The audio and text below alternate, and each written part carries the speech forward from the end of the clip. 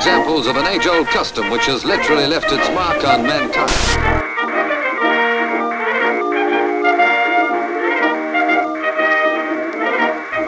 It's a men-only club, men who really have let this form of art get under their skin. Each week they meet and show each other new designs they've had tattooed on their bodies. Each member's tattoos are recorded by club officials, and their membership badge is a flying bat emblem with the letters BTC. They can't lose their badge. It's tattooed on their wrist. Nothing arty about the men who wear them. Since the days of primitive man, who was tattooed with a picture of his first lion killed to prove his coming of age, tattoos have remained a sign of toughness.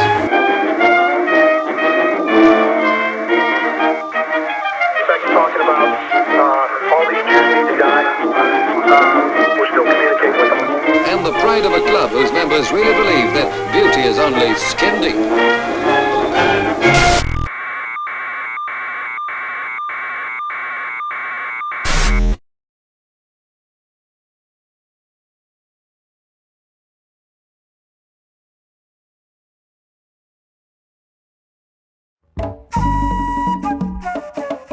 I swear to God that looks like my brother's shit.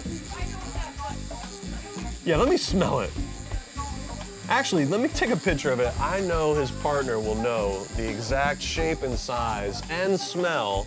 My identity is that of being queer and being non-binary and really intimately connecting and rooting myself with queer people.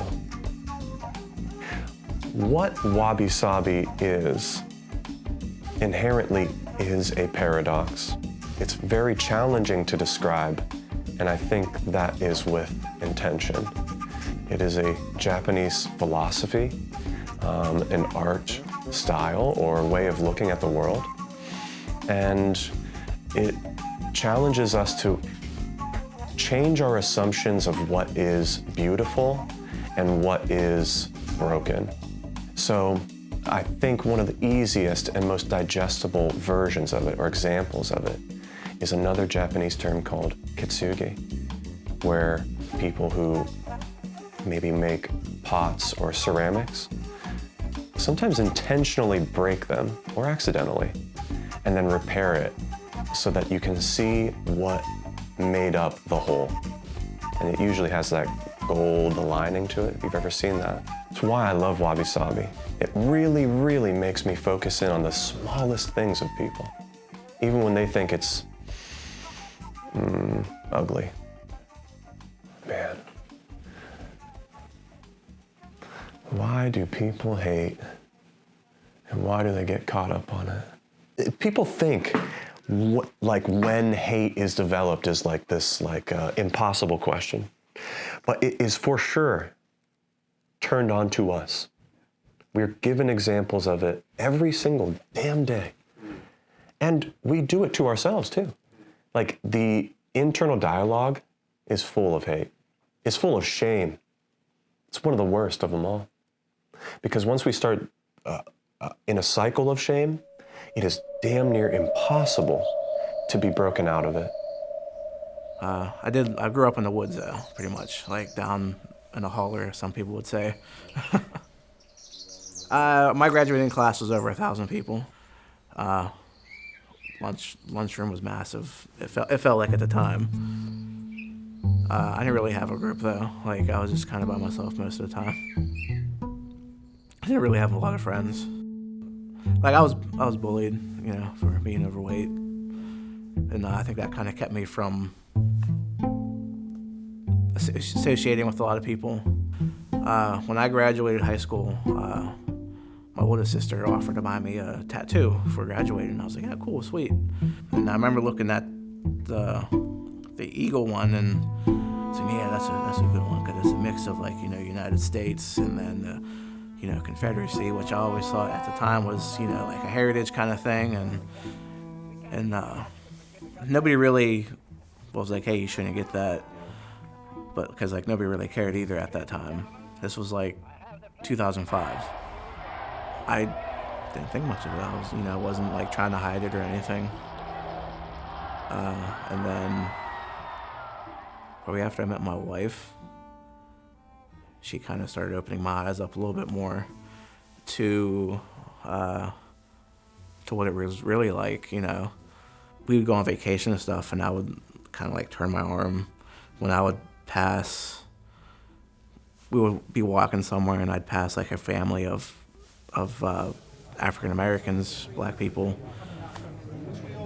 I would catch myself not realizing I was actually doing it, like it was like kind of like a subconscious thing. My wife caught it a few times, me doing that, and she kind of sat me down one day to talk to me about it. I was like, hey, you should probably get that covered up. And I'm like, yeah, maybe. And so I didn't, I kind of thought about it there for a while, but didn't at the same time. And then after George Floyd was murdered, I was like, yeah, it's time. I really should do that now. And then just racist, I'm afraid that I would probably get yelled at or berated or even attacked at some point. And looking back on it, I was like, yeah, understandably, they would have every right to feel that way towards me, That was one of the other reasons, I don't want to get randomly attacked one day for it too, And then I didn't know how to go about it. I didn't know who would do it, because I kind of figured the people where I was from would be kind of hesitant to cover it up. I don't really give those cover-ups a choice. I keep it in a traditional format because I know it is bold, it is strong, and it will cover up something. I offer the opportunity to cover the tattoo up for free, but I ask that they consider reaching out. This is the challenge of it. I challenge them to no longer be caught in their own emotional world, no longer hide it, no longer hide who they are, and instead come, be a part of a social experience, get tattooed, donate to, usually a nonprofit in the opposite of whatever that marking is on their body, whether that's self-harm or a racial thing or anything, right? Anti-LGBT kind of stuff. If they have something like that, I try to find something to have them donate to. And then finally, I pick a design that I think is going to effectively and respectfully cover up the piece. I firmly believe that tattooing is a liberating art form. And those who give themselves to it can really change. Not 100% welcoming. My mom was pretty upset about it. I did that to myself. That was my own mistake. I should have never done that to begin with. Holy shit, I don't have to be so angry with myself. I don't have to be so full of shame. Because, dude, these tattoos on our bodies, they really do cast something out of us. Whether that's an energy, a presence, someone's gonna see a marking on us and make a decision in their mind. You are making a decision when you look at, when I look at my arm. And whatever that symbol, marking, image is, they didn't have a choice in deciding, right? I chose for them. They worked for it. They came out of their shell to see and to be changed from is gone. The thing that they were so full of hate, so full of anger, so tied up in this, now it is covered up. Remember that little bit of energy I was talking about coming off of that? It's starting to radiate a little bit more. And their demeanor changes. I see it in the mirror. I see them physically change. Their shoulders loosen, the neck tension change. That's a very special thing to witness. And I think what it does in the body is undocumented, impossible to know fully, and will take a long time to bloom. I think I had a big grin on my face. I was looking at it, I'm like, yeah, that's a lot better. Really believe in change. I witness it every single day. And the less we deny change, the easier our lives are. the more present we can be in the change. A plant doesn't stop itself from growing. It's always growing.